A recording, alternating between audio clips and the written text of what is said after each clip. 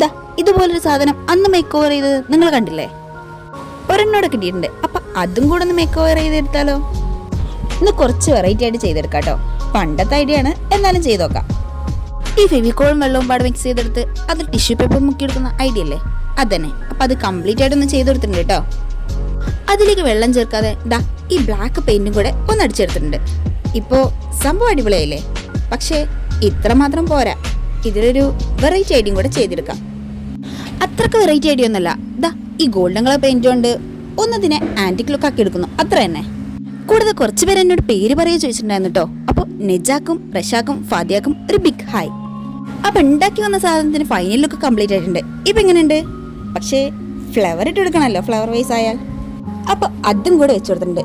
ഇപ്പൊ final look അടിപൊളിയല്ലേ? നിങ്ങൾക്ക് ഇത് ഇഷ്ടപ്പെട്ടെന്ന് പറയാൻ മറക്കണ്ട കേട്ടോ. ആദ്യം ചെയ്തതാണോ ഇപ്പൊ ചെയ്തതാണോ എന്ന്.